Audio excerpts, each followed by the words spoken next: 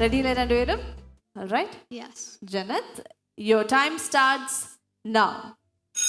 The entry of foreign universities to India will benefit higher education because it will ensure accessibility of international courses, curriculum and infrastructure, boosting cultural exchange and also boosting research enrollment within the country. Currently, 11.3 lakh students are going abroad, and we can avoid this brain drain by bringing FHEIs into the nation. And as a result, we can also reduce the foreign exchange outflow, and we can address the issue of gross enrollment ratio being only 27.1%.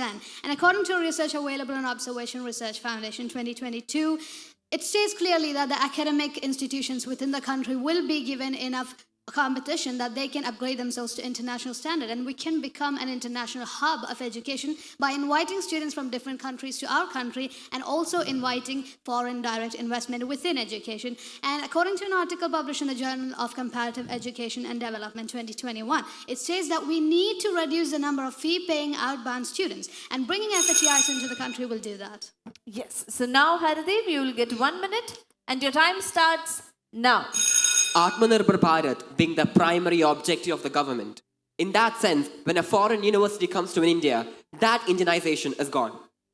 Good afternoon, everyone. I'm Haridev, Varma, strongly speaking against the particular motion. My primary argument is 4-point based. Firstly, what benefits India would not get by having foreign university in India. Firstly, Indians go out of the country not just to study, but to have a lifestyle. They stay there not just to learn, but to exchange, to communicate, to have more exchange of information as such. In that such situation, what we see is Indians still staying there. If a foreign university comes to India, Indians would obviously leave the country to get a job, and a much better job in another country. And that's what's been going on for a very long time. These foreign universities that's come to India would recruit Indian students to work in another place, another country, an offshore campus where they have set up another place. So this is what's happening in a very long time. This has happened in Gulf states wherein they set up universities over there, and then the graduates of these universities would go to another country and they would work over there, which is not benefiting them. Yes. So now we move to the debate session and your time starts now. So there is a huge difference between the number of seats available and the number of students qualifying for higher education. And already we are supposed to at least allot 9.9% of our GDP for education, but we're unable to do that. So in a situation like that, bringing foreign universities into the country, it gives them more options, more opportunities, more universities where more students can enroll. And as a result, lesser students will be leaving the country as well. Thank you for the question. I primarily have a simple argument analysis.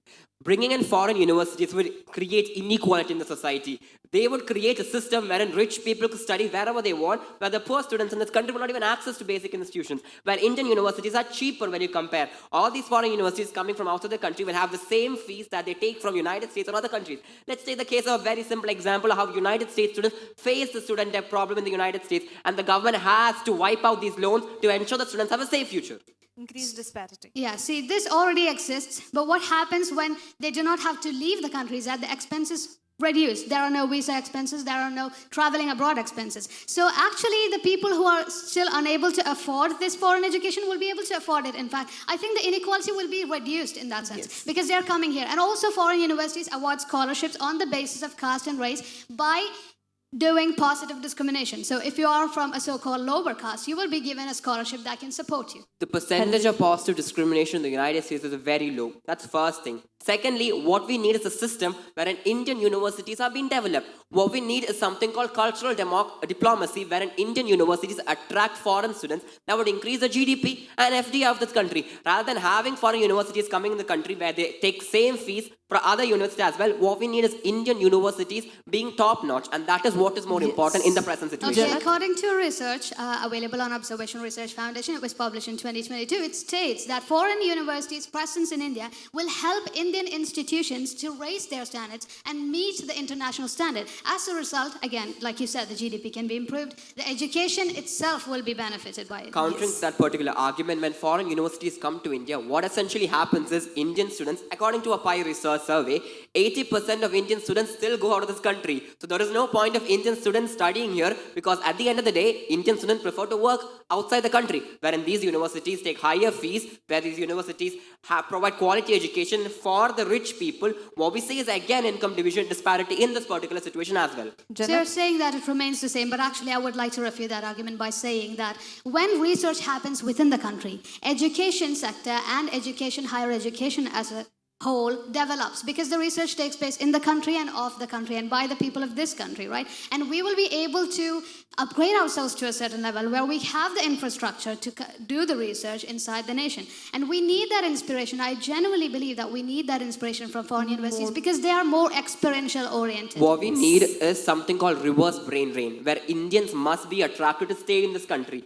When we have plenty of universities like IIT, IIMs, NLUs in this country where they provide quality education, what we need is to give them ample opportunity to study in those universities and expand these universities' wings rather than bring in foreign universities where they charge extra amount of fees in the name of international fees, etc. Yes, Jannath. See, the amount of students who require higher education is very high. The public sector will not face a problem at all because the people who are unable to afford this will still go to the public sector.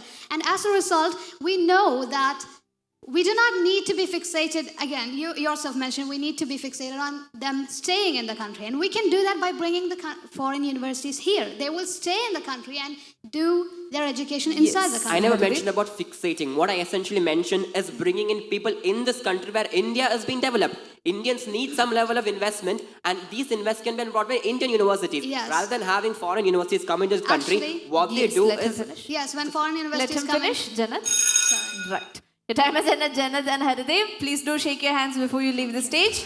Thank you so much. Let me invite the next pair onto stage. Federal Bank Speak for India, Kerala Edition Season 8 in association with Mathrubhumi.